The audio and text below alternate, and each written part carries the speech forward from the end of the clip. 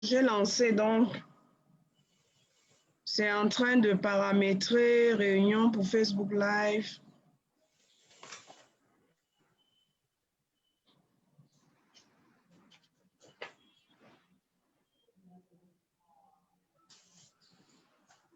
Allez-y. Good evening, everyone. Good evening, telespectators. We are happy to have you in this edition. We'll talk with Metro Tamfu. And with me here, I have Enise. So good evening, Enise. Good evening, Metro Tamfu. Bonsoir Wiza, bonsoir à tous ceux qui nous regardent. Nous recevons ce soir Maître Tamfu qui est avocat au barreau du Cameroun. Il a récemment été victime de la répression du gouvernement. Alors, au cours de ce débat, nous allons parler des circonstances, entre autres des circonstances de son arrestation, de la situation des droits de l'homme dans notre pays et il va nous parler du secret de sa détermination dans la lutte. Bonsoir, Maître Richard Tamfu. Yes, good evening. As you all know, I am Barrister Tamfu Richard. I am a member of the Cameroon Bar Association and Nigerian Bar Association. I am a convinced human rights advocate, and that is what I do on a daily basis. I am that lawyer who fights for the rights of the widow, the poor, and the rich, and those who are voiceless. In summary, I think that's what I am. I have my offices in Douala, Cameroon, and since 2014, I'm engaged in a lot of human rights activism, in a lot of human rights protections. So that's a summary about myself, my person. Merci, Maître. Je vais juste préciser en français que vous êtes avocat des victimes du massacre de Garbou. Vous êtes, entre autres, avocat de nos jeunes 4 camarades incarcérés à la prison de Nouvelle. Ils ont été arrêtés le 18 septembre 2020, avant les marches du 22. Vous êtes aussi avocat de M. Marcus Elibitou, kidnappé par les forces de l'armée le 30 novembre 2018. Comme nous l'avons précisé dès l'entame de ce programme, vous aussi, vous avez été victime de la répression du système. Arrêté arbitrairement, vous avez été détenu et jugé devant le tribunal de première instance de Bonanjo. Alors, est-ce que vous pouvez nous parler des circonstances de votre arrestation et de votre détention? Yes, Eris, you interest you to know that when the journalist Mefo was arrested, I was a lawyer. I have been a lawyer of the NERA 10 who came from Abuja following the Anglophone crisis. I've been a lawyer of Ayok Tabe and others. I have been the lawyer of all political prisoners who have been arrested after the last presidential elections. I have been the lawyer of militants or sympathizers of Stand Up for Cameroon. Of recent, you have Bello, who are presently in prison and who were arrested before even the announced march of the 22nd September. I have been lawyer for so many cases that we cannot have the time to cite them all yet. And to tell you about that, I myself, as a human rights advocate, I became a victim of the arbitrary or barbaric regime of Mr. Biya. Can you imagine that as a lawyer in my own country, which they know my address, they know where I work, they know that I belong to a respectable organization with the Cameroon Bar. I was arrested on the 18th of November around 2:30 as a common thief. First thing we should note is that I was not someone to appear before any of those police authorities. We all witnessed what happened on the 10th of September when two lawyers from the Cameroon Bar Association were standing trial before the Court of First Instance in Bonanjo. We lawyers gathered in our numbers like more than 200 in show of solidarity. So after the event of the videos that circulated on social media, which I think all of us saw it, 8 days after, I was surprised that I had to to be arbitrarily arrested because I wasn't shown any warrant. I didn't receive any summon from whosoever. I received a phone call from somebody which I thought was a potential client because he said he had some legal issues. He gave money to somebody to clear his containers at the port, and the person happened to have used the money for other things. I asked the person whether I could meet in my office space. In their smart move, they said no, it wasn't possible, that it was urgent. Let's meet somewhere around Aqua in Douala. That's how I moved to the place, waiting to have a business interaction with a potential client, just for me to be surprised that I was surrounded by more than 5, I can call them anti-gang or police agents who are not in the police uniform that we used to know in Cameroon. They were all in civilian dress, but you could feel that they have a gun at their side, waist. So I was surprised by that way of arresting somebody like me because I'm a lawyer, and I believe that if you have to have me, maybe through a summon or a warrant of arrest, it's easy to get me. But they had to undergo that smart track to have me arrested. And when the people came to me, they said the chief of judicial police needs me. I said, but if the chief of judicial police needs me, you who had my phone number, he called me and I responded. Why couldn't he call me that he needs me in his office and then maybe I will report for courtesy reasons? They said, no, if they don't understand, I should just go and meet their boss. I said, okay, has he sent you any warrant of arrest? They said, no. I said, okay, let me even verify what people are telling me is true. As I took my phone to call the chief of judicial police of Vitora, which I know personally, they rapidly took away my phone from my hand, brutalized me to take my phone. And in that confused atmosphere, I was wondering that you can't arrest somebody without a document. And if he wants to confirm an information, you are refusing. That's how they bundled me and dropped me into their car. And my car was even parked where I was. They said, no, I do not have access to my car. That's how they drove me and brought to judicial police. At judicial police, I thought I would be able to meet the chief of judicial police to really understand whether in the Cameroon that I am and which is a state of law, is that the way they should arrest a lawyer, or is that the way they should arrest a common citizen? To my greatest surprise, while at the judicial police, I was instead directed to a certain commissioner. And when I reached his office, I said, Mr. Commissioner, I know you very well. You know me. Why should you pass through this type of scenario to have me arrested? That was a humiliation to my person as a lawyer. He said, no, barrister, we have received instructions from our hierarchy, and we are sorry. I said, but you can't say they won't send you to go and execute an order.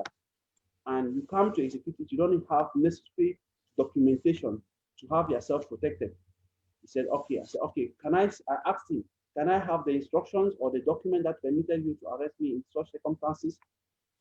He said, okay, let him refer to his hierarchy. He went around, made some phone calls, he came back, he told me there is a document, he wants to read the document to me.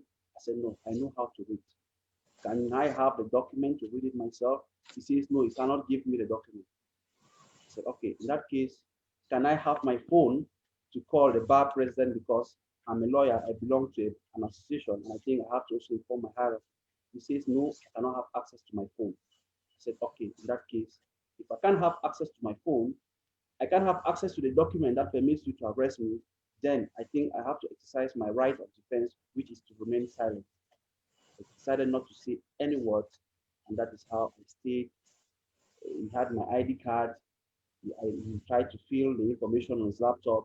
I said, I'm not signing any document, and I'm not saying anything. After, by God's grace, I don't think, I believe, because after I wanted to ease myself some 15 minutes after, I was opportune to meet a strange colleague within the yard of the judicial police. And that's how I informed that female colleague that I was here under serious threat, and that let her inform other members of the Cameroon Bar Association that I am victim of what I myself can't describe now. That is how she now informed other lawyers in our forums, and lawyers had to mobilize. When they even mobilized, they came to the judicial police, they were stopped. After like 20 minutes, I saw another colleague who came in to meet me, who was also a lawyer, and he himself was arrested with in that circumstances. So he himself was confused about his arrest and everything. That's how we came to know that actually we were victim of the same circumstances, and we decided to stay quiet. We didn't say anything. If you don't permit us to have access to our phones so that we can call a lawyer, we can know what are the accusations on us. So we had to stay the whole day of that Wednesday because they arrested me around 2:30. We stayed the whole day till 8 a.m. They refused access to lawyers, and they only told us that we were to sign our police custody, which was for 48 hours. We said, okay, that's a formal document that we can sign to justify our presence at the judicial police. I signed it, my colleague also signed it. So you see, we spent the night of Wednesday.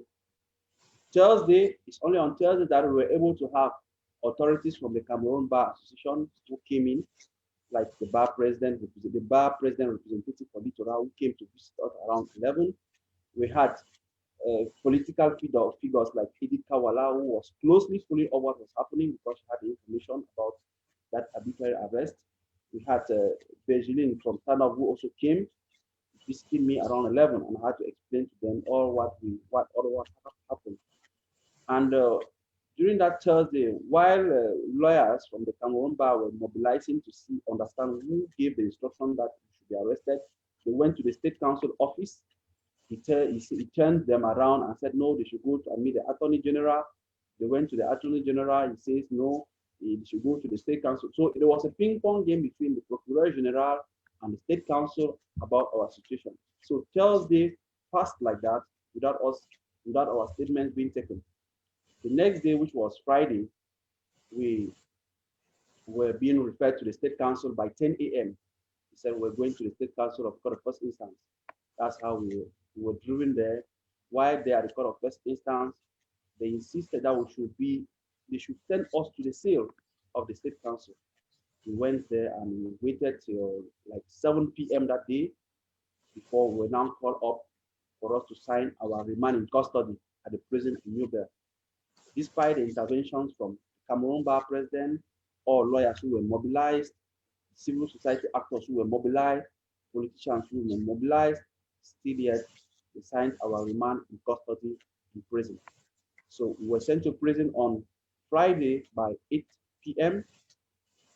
When we arrived at prison, we were received by the prison superintendent, and he himself was confused with what was ongoing, and we had to stay there Friday, Saturday, Sunday, and Monday. We're expected to be in court by 10 a.m.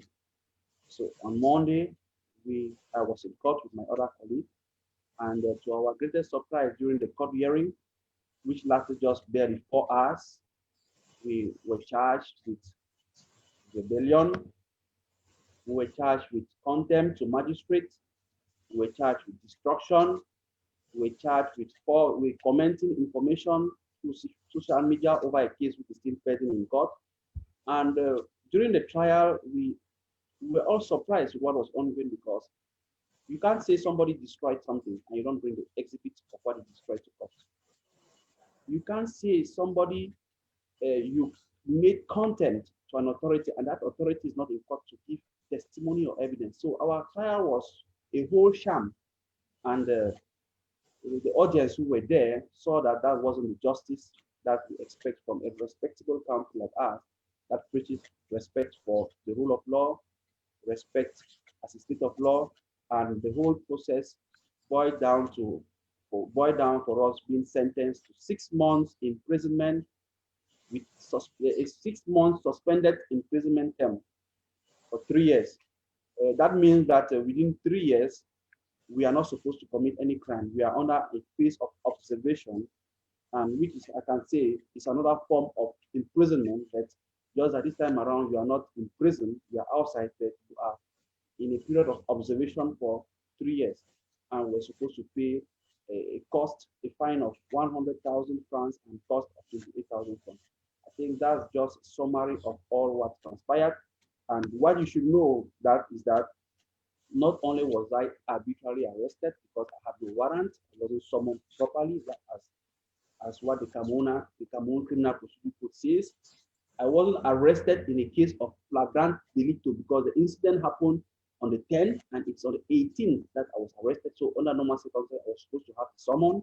I didn't receive a summon to report whatsoever. I wasn't given any arrest warrant, shown any arrest warrant. I wasn't given the complaint to read what I was accused of. My statement wasn't recorded at the police. I wasn't given the opportunity to talk to a lawyer, and that's how I was bundled. And on that Monday, by around 2 p.m. on Monday, the judgment came down, and it should be said that it was thanks to the great mobilization of all Cameroonians, be it the lawyers of the Cameroon Bar, be it the civil society organizations, and be it politicians, because we all came in as one person to say no, we could do anything other possible, but this one we cannot allow it. I think that it's thanks to all that, the journalists, the media, bloggers on the internet, and all the like, that's how I think we're able to come out from the hands of this barbaric and demonic regime. Thank you.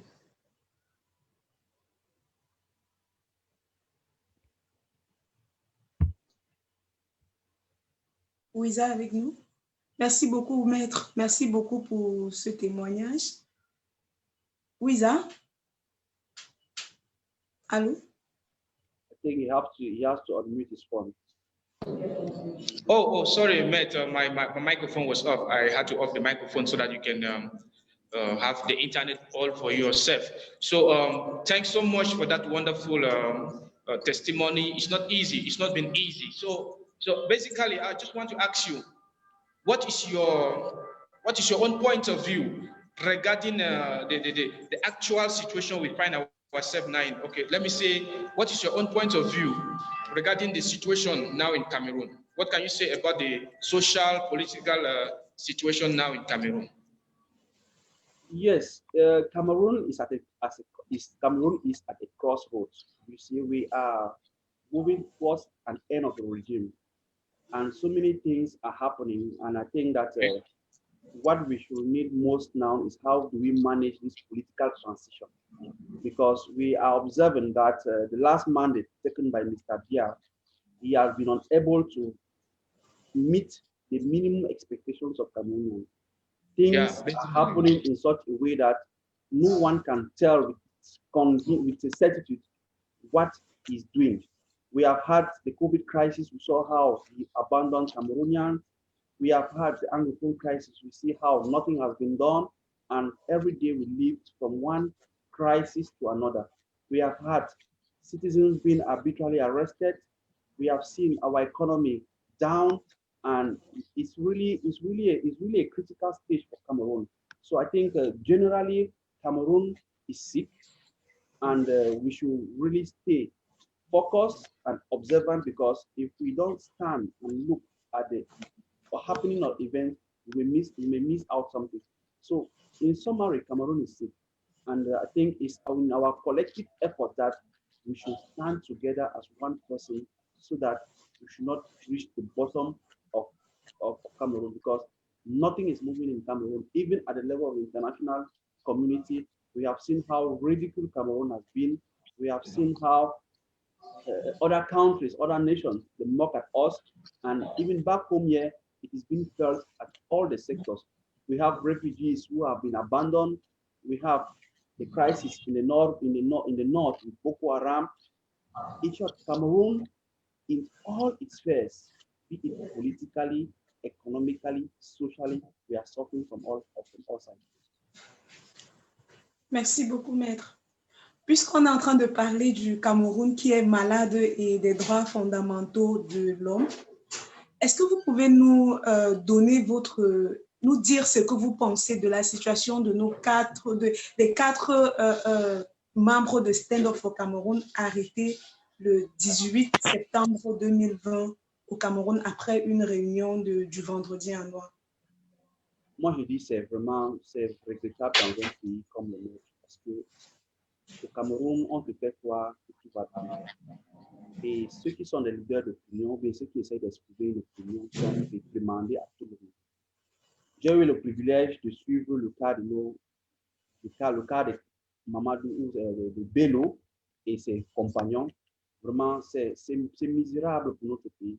Voyez-vous, voilà les citoyens camerounais qui sont arrêtés avant les événements, avant le jour dit d'une manifestation, qui n'ont rien à voir avec ce qui se passe, qui sont allés assister à une séance de travail avec Stand Up for Cameroun, qui était même dans l'objectif de les expliquer quelles étaient les démarches par rapport à cette manifestation qui arrivait.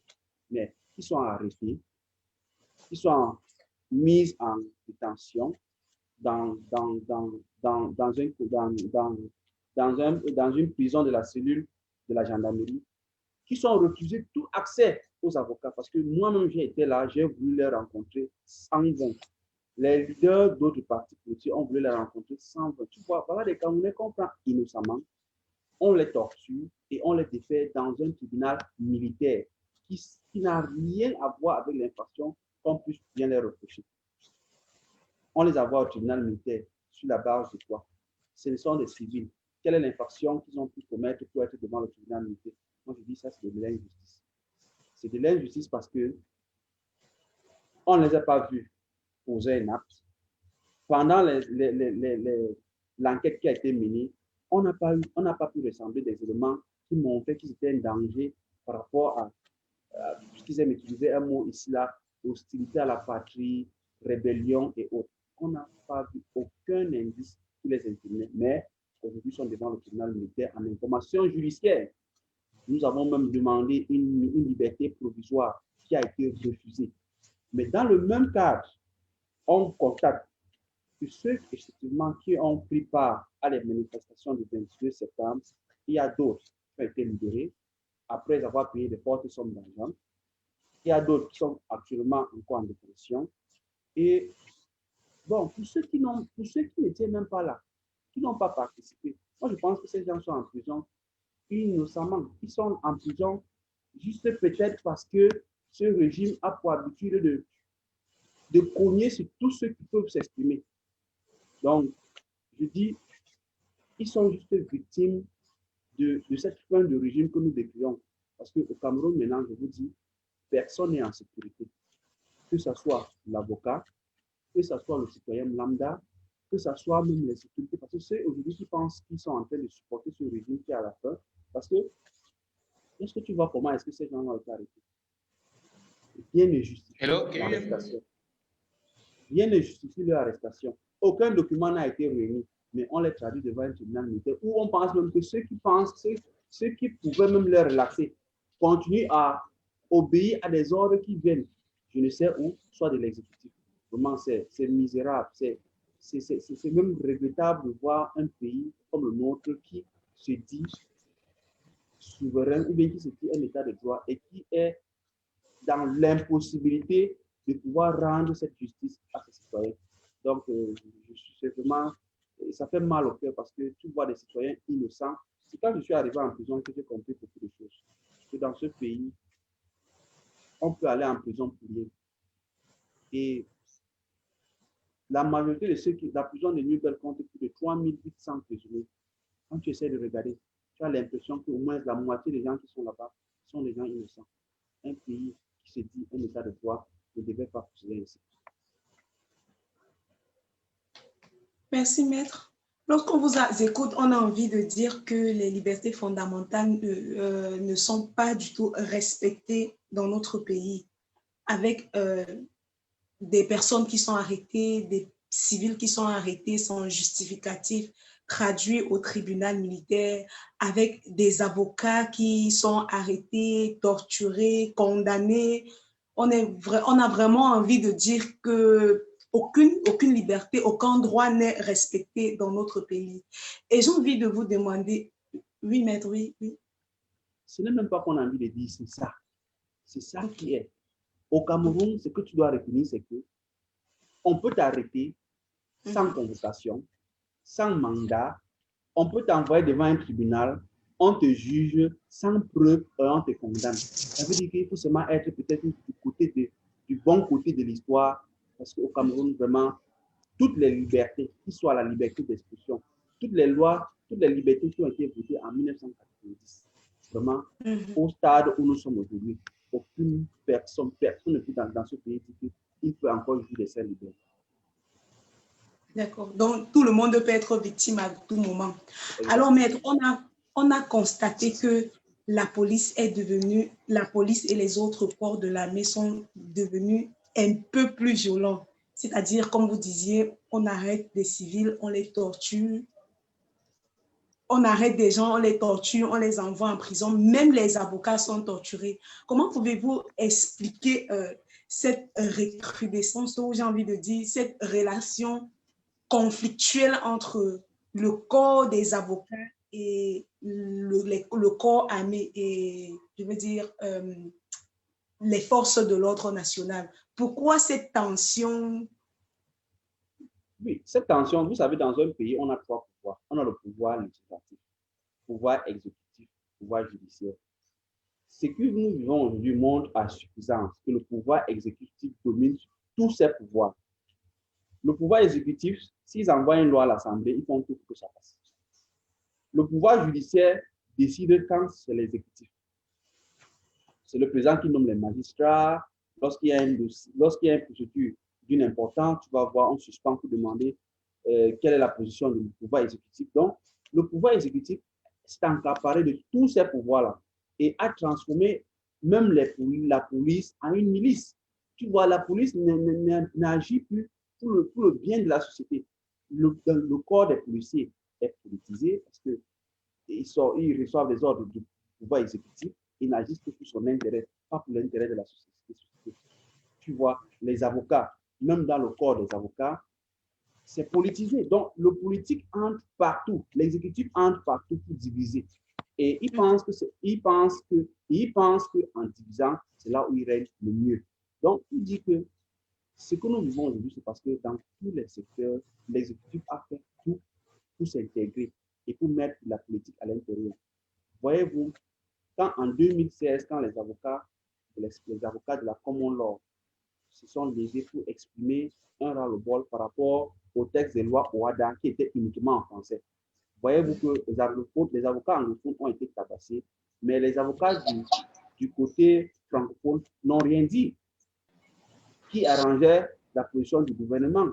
Maintenant, aujourd'hui, je peux dire que je suis dans la zone francophone et c'est un avocat dans la zone francophone qui a attaqué. Il a fallu que le barreau du Cameroun se lève avec le concours des avocats de cette zone, puisque à l'audience de ce jour, on pouvait apercevoir Abobala qui était là avec toute une commission de plus de 10 avocats venant de ce côté qui sont venus en solidarité. Voilà comment est-ce que dans un pays, on doit fonctionner. Le barreau ne doit pas être ne doit pas être l'ennemi de l'État. Le barreau dans un pays ne doit pas faire la politique. Le barreau dans un pays doit rester neutre. Et c'est quand un barreau dans un pays est fort que même la société civile ressent ça. Voyez-vous, dans un pays où il y a un barreau, il y a des manifestations publiques, pacifiques. On arrête des citoyens, le barreau ne dit rien. On met des citoyens en résidence surveillée. On restreint leur liberté, le barreau ne dit rien. C'est quand on vient maintenant s'attaquer aux avocats eux-mêmes qu'il a fallu que le barreau se réveille en une mot. Voyez-vous la force qu'un barreau peut avoir dans une société? Imaginez-vous s'il fallait que le régime fasse une résistance avec les résolutions que le barreau a fait. C'est qu'on allait encore plonger dans une autre crise francophone. Donc, je dis, dans un pays comme le nôtre, il faut un barreau fort. C'est que lorsque le barreau va se positionner en une force, que même le pouvoir exécutif va réfléchir 2 fois avant de pouvoir violer les droits fondamentaux de la société civile. Donc, il faut vraiment que nous continuions à tenir notre barreau pour que le barreau soit une force solide pour que les droits et libertés de la société civile ne soient pas bafoués. Merci, maître. Je retiens de cette intervention que les différents dérapages et les bavures de l'État que nous observons dans notre pays ces derniers temps sont dus aux problèmes de séparation de pouvoir. Les autres pouvoirs, je vais dire le judiciaire et le législatif étant subordonnés à l'exécutif. Si j'ai bien compris. Exact. J'aimerais savoir si Wiza est encore avec nous. Roméo? Oui, j'ai eu un petit problème, mais ça va. Mais je vois, je pense que Maître a répondu à la situation des droits de l'homme au pays. Ok, merci Wiza. D'accord. Maître Tamfou. Yes. Alors, quand vous parlez, je ressens assez de détermination, assez de courage. Et quand je vous vois, vous êtes un jeune avocat. Je veux dire que vous n'êtes pas de ces avocats qui ont passé des années au barreau du Cameroun. Et je suis un peu stupéfaite, très stupéfaite même par ce courage. Du coup, j'ai envie de vous demander où est-ce que vous puisez ce courage? C'est quoi le secret même de votre détermination? Yes, Ennis, do you know, I would like to tell you something. Do you know my age? I'm 35 years old, and Mr. Bia has been in power for 54 years. I Yes. believe that if we're in a normal country, we should be the generation that is pushing Cameroon forward. That is why you see in my own casket as a lawyer, I took it upon me to stand and defend the rights, human rights of citizens. And my recent incarceration or my recent victim of the regime has instead given me more strength because I have seen that I need more. I need to be more determined in fighting or standing up for what is right. You see, I'm a lawyer, and when I see that I'm that person who has to defend people who are voiceless, people whose rights are violated, and the regime in place tries like to seal my lips, things that is going to intimidate me in taking, because I took an oath to protect citizens, to stand up for their rights. And when I have a regime who thinks that is going to seal my mouth, maybe through intimidation or whatsoever, instead give me the more momentum. When I was standing trial before the court of first instance, the truth is that I wasn't afraid of anything. I would have welcomed any decision that would come out from that court because I knew that that was injustice. And if a majority of Cameroonians can think like me, we are the one to change this country, we want to change this country and make it the way we want it to be. You see, people had to mobilize all over for me to be released. That is the same spirit that we need. When we think that change is going to come, change cannot come in Cameroon from a single person or from a fraction of individuals. No, change can only come from Cameroon if all of us stand and say enough is enough. See, for example, what is ongoing today in the Anglophone region. For 4 years today, the government is saying that it's resolving a crisis. We all are seeing that it has keep on putting cosmetic solutions to resolve the problem. But if we all stand up as one man and tell this regime that we are tired of seeing our brothers dying, we are tired of the innocent lives who are going, and we are tired of all this barbarism and arbitrariness in the management of. There is nobody who is more Cameroonian like us. We are all Cameroonians, and it is not. We should not allow or think that the regime is more powerful than us. The regime gets its sovereignty from us, so we are the one. It is the people who hold the sovereignty of this country, and it's only when we have that consciousness to know that we can stand for what we want and claim it. And no matter the repression that we have opposite from us, we will not be able to free this country. So when we have civil society organizations like Stand Up for Cameroon, who stand up to advocate for something, I think other similar associations should be able to join them and reivindicate what is right. It's not the problem of Stand Up for Cameroon. It's not a problem of a political party. It's not a problem. It's a whole problem of us Cameroonians. We want change, and the change we want is for a better Cameroon. You see that for 34 years that we have been in the same regime. I've known, for me, for example, I've known only one person.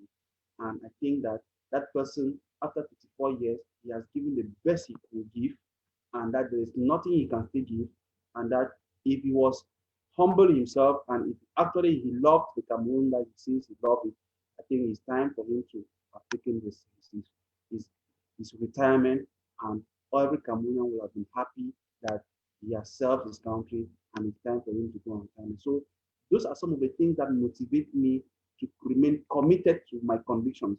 Nothing can shake me, nothing can convince me. When I think that something is right, I stand for it. And if I have to be the only person defending that opinion, I will continue to stand for it and defend it. I think those are some of the things that are motivating me. Thank you very much, Mete Tamfo. I think I'm really honored to have to be on the same panel with you this evening, and I can say I'm getting inspired, and I'm very happy for your determination and your courage. I just hope that the youth will learn more from this. So I would like to ask you, what is your message to the youth of Cameroonians listening to you, and even those that will listen to you after? So what is your message to every youth that every Cameroonian youth today, what is the message you're transmitting to them? Yes, my message to the youth today is that we should know that Cameroon belongs to us, and that Yes. after us, there will be other people who will be coming. The people who have ahead of us that have already done their own time, and we should not expect that it is somebody who is 80 years or 90 years that can still continue to govern you. I think it is time for you, the youth, now to be at the forefront of all the political activities, all the economic activities, all the social activities. They should engage themselves into the political atmosphere. They should engage themselves into leadership position. They should not only sit, you will not go to school after all the degrees you have, and it's still your father who is ahead governing. I think it's high time that you tell your father that you have to retire and have to take the lead, so that my own children who are also coming behind take the lead after me. I think my message is that Cameroonians should have interest in their countries. Cameroonians should understand that when we have issues, we should know that it is not by taking arms, fighting back, that is going to solve the issue. I think we should talk to ourselves. If I have issues with you, I should be able to meet you. We talk and we see how we have a medium way for us to have a solution. I think if we go by that message, we should forget about fear. Fear should come out from our minds. There is nobody who is more a Cameroonian than you. You have your voice in anything that is happening in Cameroon. It is our generation, it's our challenge, and no other person is going to fight for what, no other person is going to take this fight to another step if it's not us. We have to stand for it and fight for it and face all the bullets that comes with it, so that we too, when we are leaving Cameroon, or when we also get to those ages of 80, 90, we will be proud of ourselves that we have left a responsible and a respectable Cameroonian to our younger ones. All right, thank you so much, Matt Tamfu. I just want to ask you, now that you know it's not easy, human rights is being abused in our country, so how do the youth go about doing this? Because a lot of them want to get involved, they want to do something for their nation, but they're afraid because you cannot talk. When you talk, you are being locked up. Just imagine someone like you, a lawyer, barrister of that caliber, just bundled and taken to the police station like that, and after being sent to prison for no good reason. So how can this youth do this thing? Just, I don't know, just an idea. How to do it? Romeo, Cameroon has more than 25 million inhabitants. That's what I have. Do you think if the youths are like 10 million or 15 million, do you think that if the youth stand and claim what is of right to them, all of them will be born and sent to prison? Even the prison will not be able to accumulate them. You're right. What kills Cameroonians is because some people think that it's others who have to do it, not them. We all suffer the same thing, but when you say, okay, let's stand for it, some people will tell you, no, I cannot. No, you think it is not me alone. I cannot fight the whole of Cameroon. I cannot fight 25 million Cameroonians. I cannot fight if, for example, we say, okay, there is a public manifestation organized, which I know is prescribed by the law and everything, and you think that it's only Barrister Tamfo who will come on the forefront and stand. It can't work. I think it's our collective effort that is going to bring us to where we want and have the better Cameroon that we want. Sure. So I think the regime in place, the regime in opposite knows that Cameroonians have been brainwashed for a long number of years, and they believe in that when any movement is about to happen, they know that very few people are going to come up, and opposite they prepare very well to crush them. They think that if they bring 1,000 police people and we are 10,000 Cameroonians, you think those police people can do something? I say no. Same as my own case, when I was arrested, we saw the mobilization of hundreds and thousands of lawyers. We saw the mobilization of civil society actors, who all Cameroonians stood up as one man. Even the regime had to bow and put their devilish plans that they had towards me under their corridors. I think that is how Cameroonians will face the challenges that we have. And like I said, no other person is going to fight for us. We are the ones to fight for us. We should not expect that somebody will sit in France or a foreign or international organization will have to sit and come and release Cameroonians. No, only Cameroonians will be able to release themselves from the regime or from the dictatorship in which they are living. Okay, thanks so much, Maître. Thanks so much. Thanks for your contribution. Merci, Maître. Moi, j'ai envie de vous poser une question. Quand on a regardé, on était tous surpris, on était tous très contents de la mobilisation qu'on a vue au tribunal de première instance de Bonanjo le jour de votre jugement. On a vu une grande mobilisation des avocats, des femmes et des hommes, presque 60 avocats qui ont quitté leur maison, qui ont quitté leur bureau, qui sont venus, qui se sont dit, il y a deux des nôtres qui subissent une injustice quelque part, nous nous mobilisons pour eux. Moi, j'ai trouvé cette mobilisation déjà très bonne et j'ai envie de vous demander quel message pouvez-vous passer aujourd'hui à d'autres corporations, à d'autres corps de métier? Est-ce que ce genre de mobilisation, c'est pas ce genre de mobilisation qui va finir par libérer le Cameroun? Exactement, c'est ce genre de mobilisation. Au Cameroun, vous voyez, mon procès a pris 4 heures de temps. Alors qu'il y a des gens en prison qui font 5 années sans jugement. Parce que personne, ils sont abandonnés, personne ne se lève. Au Cameroun, nous pouvons faire si nous sommes ensemble. Dans tous les corps de métier, que ce soit les journalistes, que ce soit les avocats, que ce soit les enseignants, que ce soit le citoyen lambda, lorsque nous estimons qu'il y a une injustice, un peu comme le cas de Moussa Bello. Voilà des injustices où on espère pouvoir voir la mobilisation de toute la société pour dire non, trop c'est trop. Si j'avais commis une infraction, qu'on me juge, qu'on me condamne, et je pense que tout le monde serait fier que non, mais tant qu'il soit volé, on lui a jugé et il est condamné. Mais lorsqu'on voit des injustices à cœur ouvert et qu'on se tait, ça veut dire que nous sommes complices de ces injustices. Donc, nous devons apprendre au Cameroun à pouvoir se lever et à dire non lorsqu'il y a une injustice qui est perpétrée à n'importe quel corps de métier. Ce n'est pas seulement les avocats, ce n'est pas seulement quand un avocat est en situation difficile qu'on veut cette mobilisation. J'aurais aussi souhaité qu'on puisse avoir la même mobilisation lorsque un citoyen lambda est victime d'une injustice, que tout le monde voit que c'est injuste. On ne peut pas, dans un pays qui se dit un pays démocrate, on ne peut pas réprimer ses adversaires politiques. On ne peut pas faire taire les adversaires politiques de cette façon que nous voyons. On ne peut pas punir les citoyens camerounais innocents. On les arrête avant une marche. On les maintient en prison. Et on te fait jouer, on te joue un jeu de ping-pong, va ici, va là-bas. Vraiment, voilà des cas d'injustice. Et nous pouvons compter plusieurs nombres. Ce n'est pas seulement quand l'avocat a un problème qu'on doit se mobiliser, ou bien quand il y a un journaliste, ou bien, bon, qu'en est-il de celui qui n'est pas dans un corps de métier respectable?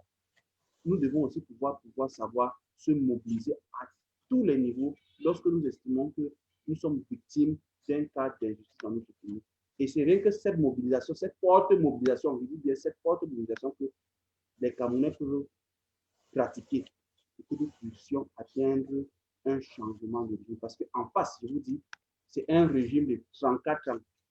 Ce n'est pas un régime où tu penses que c'est la chose du maître en fou, ou bien c'est la chose du stand-up, non, ou bien c'est la chose d'un parti politique. Moi, je pense que les partis politiques devaient s'unir la société civile devait s'unir, pouvoir dire non ou bien mettre un stop à un fonctionnement que nous n'acceptons pas dans le pays. D'accord, merci maître. Moi, j'ai aussi envie de dire une chose. Les Camerounais ont peur. Vous savez, avec toutes ces arrestations, les Camerounais ont reculé. Ils ont vraiment peur. Il suffit qu'on soupçonne qu'une personne comme moi, Ernest, qui n'appartient à aucun parti politique, ait déjà dit bonjour à Maître Tamfou pour qu'on vienne chez moi, ou bien on attend que je sorte dans la rue, on me ramasse, on part avec moi, on fait mal à la PJ, tout le monde ignore où je suis, les avocats se mettent à chercher, les amis se mettent à chercher. Je vais dire, tous ces actes font que la peur embrasse les Camerounais et le peu de courage que les gens avaient se dissipe. Qu'est-ce que vous pouvez dire à ces Camerounais qui ont vraiment envie d'agir, mais qui ont peur de cette arrestation, qui ont peur de cette répression? Oui, la peur, c'est un phénomène naturel. Tout le monde a peur. Je ne peux pas vous dire s'il n'y a pas peur. Tout le monde doit avoir peur. Maintenant, il faut pouvoir inverser la peur avec le courage. Même moi où je suis très convaincu qu'on peut m'arrêter à tout moment. Mais je pense que je suis dans mon pays. La seule chose que mon adversaire peut se faire, c'est de me tuer. C'est la seule chose qu'il peut faire pour moi. Mais si tu m'arrêtes et que tu me mets en prison, moi, je pense pas que ce n'est pas les animaux qui vivent là-bas. Maintenant, si je suis en prison, peut-être parce que j'ai revendiqué un droit. Si je suis en prison parce que j'ai pu dire, donner une position ou bien donner une opinion que je pense qui n'a rien à voir avec soit la déstabilisation ou bien la révolution ou bien le terrorisme et autre chose. Mais tu dois être fier de pouvoir être mis en difficulté lorsque tu revendiques un droit dans ton pays.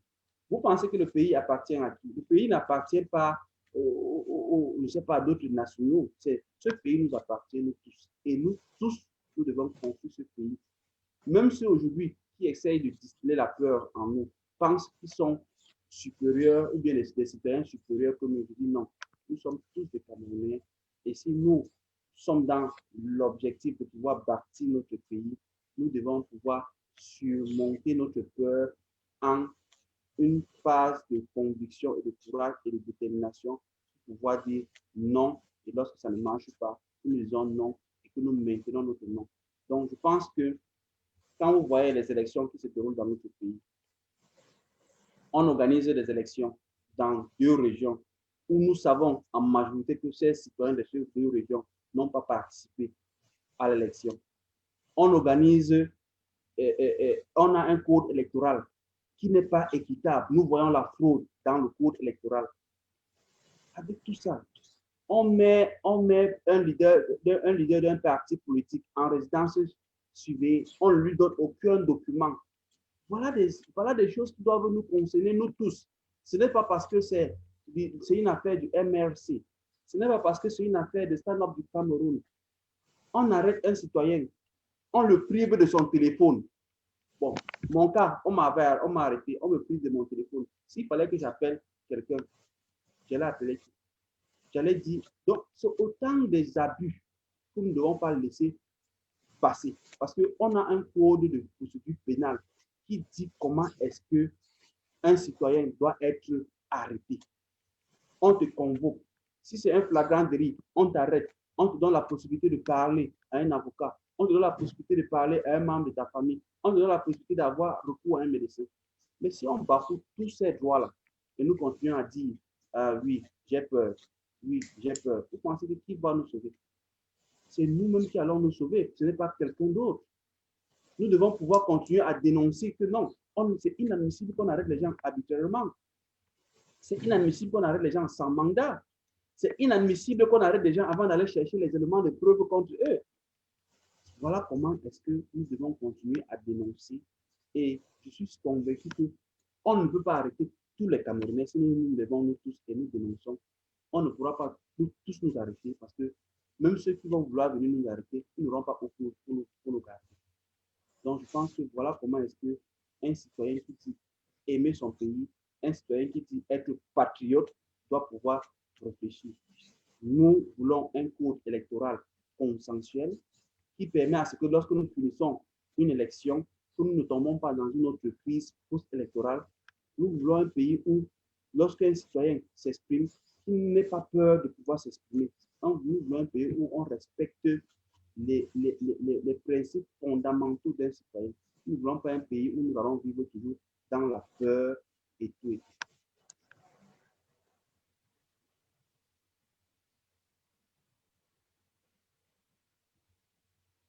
Allô? Allô? Thank you very much, Mr. Tamfo. We are very happy with this talk with you. I think many Cameroonians out there, they are learning and they are getting motivated and inspired by your testimonies. You know, like you said, they cannot lock every Cameroonians, even the prisons will not contain all of us. So I think what we need to do is to come out and denounce this barbaric treatment that the regime is imposing on the citizens of Cameroon. So I think it is time that the youth should come out and say enough is enough. Like you said, the government or the military cannot take on everybody if we all come out at the same time. It is not stand up, it is not come to, it is not even UNMED that can save the whole nation. It is a collective effort. So I truly am very happy with your word of encouragement that you gave to the youth. Because I've been saying the same thing. We all need to come out. We all need to come out in our numbers and say enough is enough. Because if we stay quiet because of fear of arrestation, fear of this, fear of that, then we are going to continue to sink.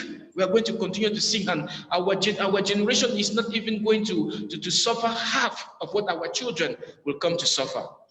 So I thank so much for your encouragement, and I would like to say thank you to the team that has put this up, that we can have the possibility to come out and speak, so that our own brothers and sisters, our own friends can hear us.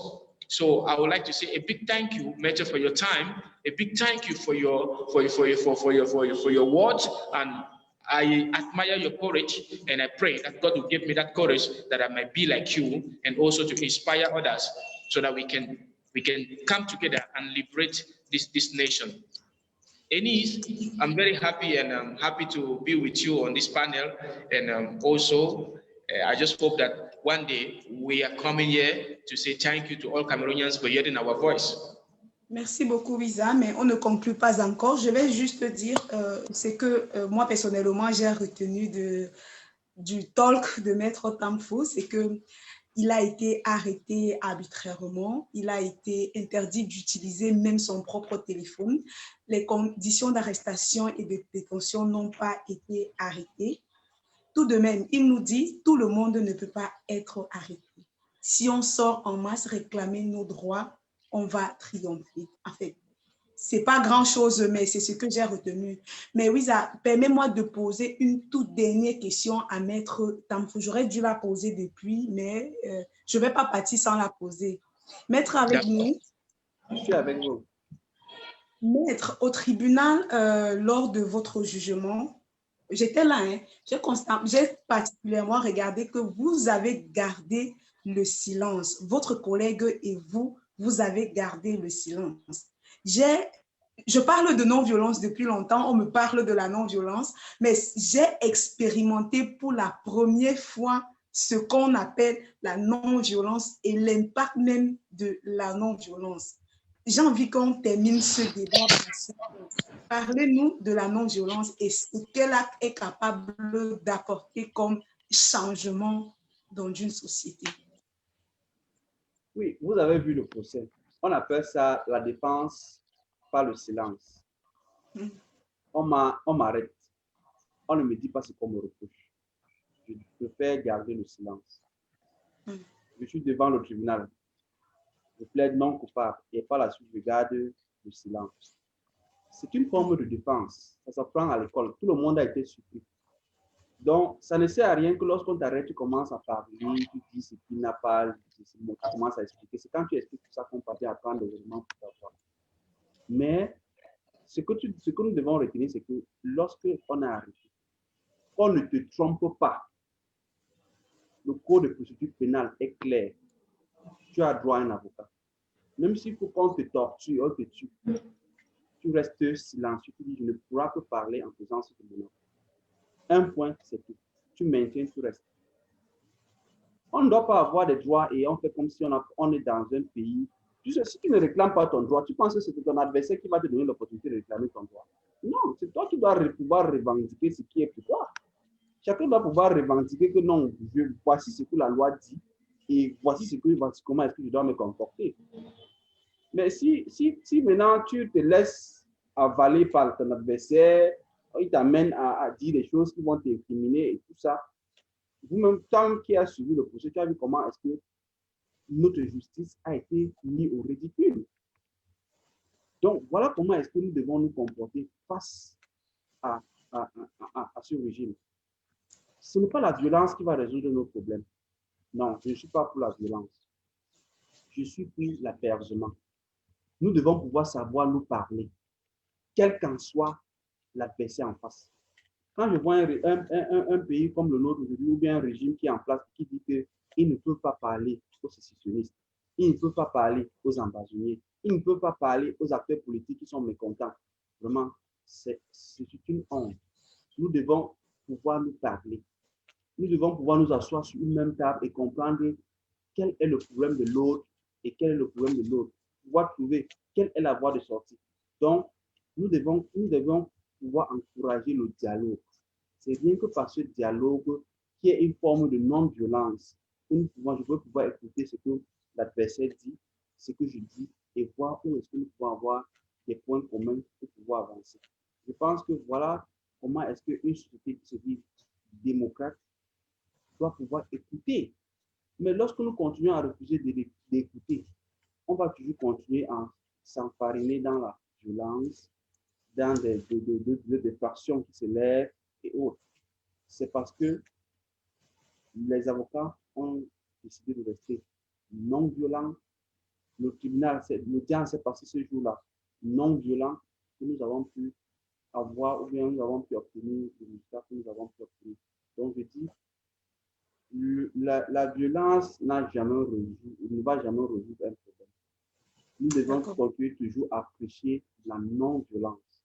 Nous devons continuer toujours à prêcher le dialogue dans tout ce que nous faisons.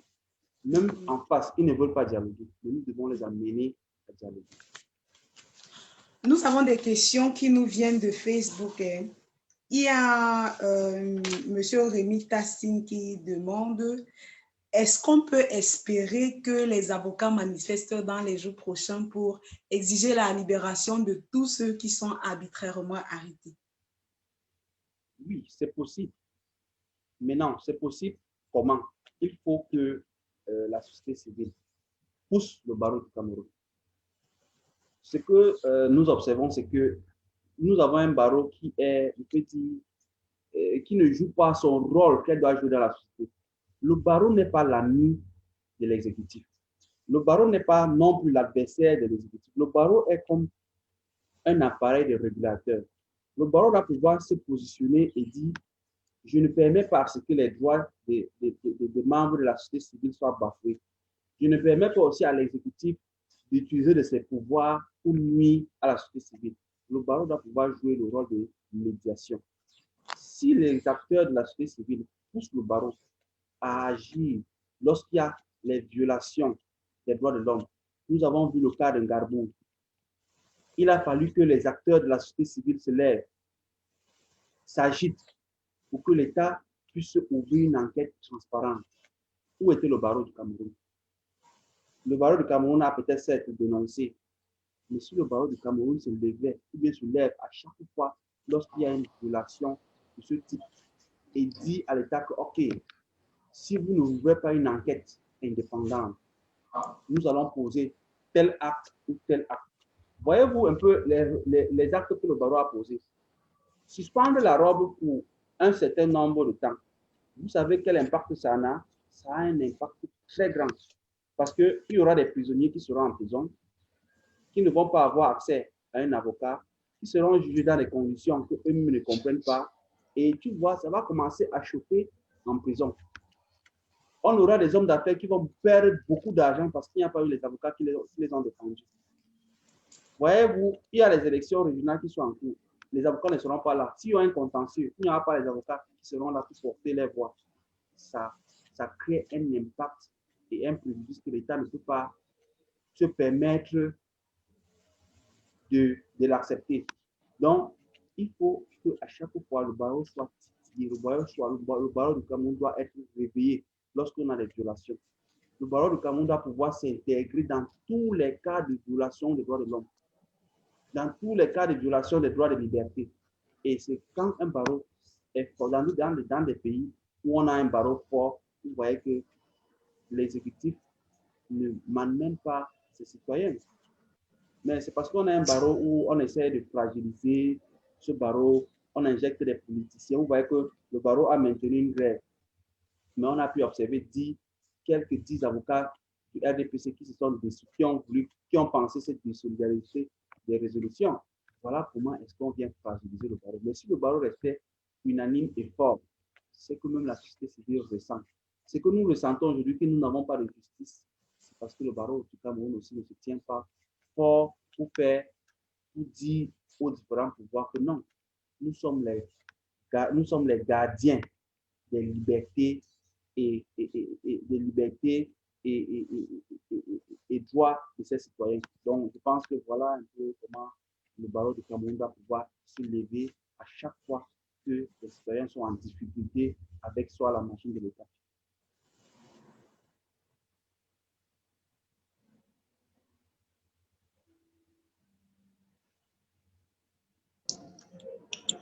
Hello, Matt. Yes. Yeah, please. I would like to know what about the situation of Ngabu and Wazizi. At what level are the file now? Yes, concerning the Garbu case, I think, which I am a lawyer inside the file, the preliminary inquiry by the examining magistrate at the military tribunal in Yaoundé is over, and it is scheduled that the court session is to open by the 17th of December. So, except there is a change from the calendar of the court, the date that we have that is going to start in open court is the 17th of September. And we equally wish that there should be high mobilization of the civil society, the media, the politicians, and everybody who has interest in seeing that the people of Garbo get justice from what they suffered some years back in February 2019. Okay, thanks so much, Matt. I just want to ask also, do you think with the situation now in Cameroon, the way things are going, abuse of human rights and all the like, do you think there's hope? Yes, we are honestly, we should continue keeping the hope. We should continue to believe in our justice system.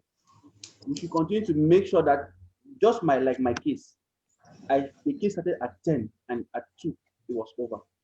Meaning that if we continue to be observant in how justice is being rendered in Cameroon, because that justice is rendered in the name of the people of Cameroon, justice is rendered in our name. So we should continue to be observant and be there so that when any foul is about to be played, that even the person who is rendering justice in our name should be able to know that we were witness of what happened and will be able to tell other Cameroonians that this is the justice that was rendered in my name, and I think it wasn't rendered properly or it was rendered properly. So I believe that though we are in a system that they are doing everything possible for us to look at them on a very low esteem, I continue to remain optimistic. I continue to remain in high esteem that there is still justice that can be meted, and I think that the victims of the Garbo massacre will be able to have justice. What kills us is that when we stand up for something, we don't continue to follow up. See, for example, of the case of Wazizi. We still continue to wait from the Cameroon government to tell us where is Wazizi. Because Cameroonians have not continued the mobilization. We have not continued to push the government. It has abandoned, it has remained, I can say it has not died down, but the momentum and the mobilization is not up to the peak that it was in those very first days. So we should continue to ask the the government that where is Wazizi? Where are those other victims who have disappeared from this regime? And they will give us the answer. So we should continue the mobilization. It is when we fold our arms, thinking that no, we have tried or we have done it already to a certain peak, that the government also reached us. It is only we that can continue to mobilize, put pressure on the government that we want answers to this. We want justice for this, that we are able to get something from them. They will not give us if we don't ask for it. Merci beaucoup, Maître. Merci d'avoir été avec nous ce soir. Merci, Roméo Wiza. Maître, votre mot de fin? Oui, mon mot de fin s'adresse aux membres de Stand Up for Cameroon. Ce nom a une valeur ou a un message très fort. Stand Up for Cameroon. Si tu peux te retrouver dans ce mouvement, si tu peux te retrouver, que tu peux donner ta voix à ce que le Cameroun devienne un État meilleur, un État où on dit c'est un État de droit et on respecte les droits des citoyens. Tout le monde, tous les Camerounais doivent adhérer à ce mouvement parce que ce n'est pas un parti politique, c'est un message debout pour le Cameroun. Let's stand up and claim what is right. And I think that by doing so, you are not being hostile to your country. You are not seen as an enemy of your country. You are only standing to claim what is upright and which is upright for you to be. Merci. On retient Stand Up for Cameroon. C'est un mouvement citoyen qui a son sein. Tout le monde peut adhérer, qui a son sein de partis politiques, des personnes civiles, des personnes individuelles, des associations. Merci, Maître, de nous avoir éclairé.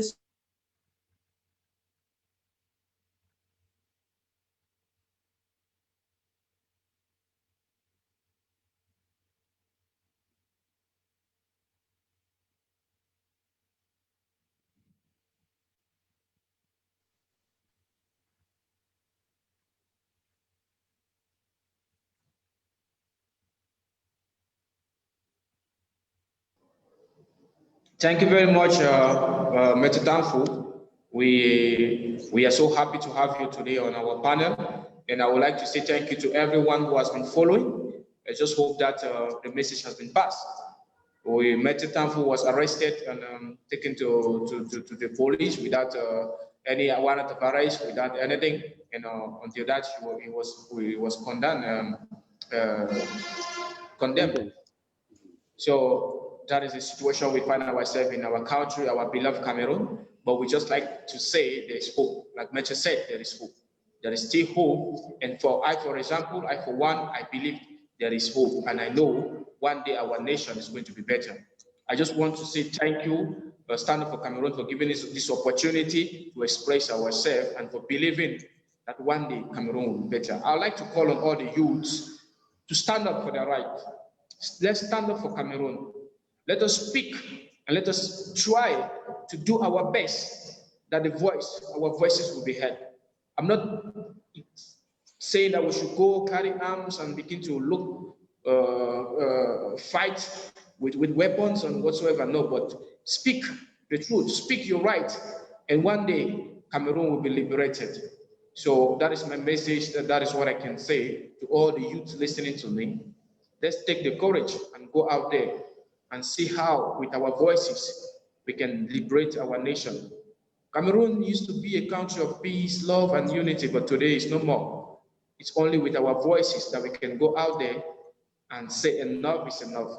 Whenever there is call for mobilization on the street, come out so that we can go on and say enough is enough. Thank you so much for listening, and I hope that next time you'll join us. Thanks so much.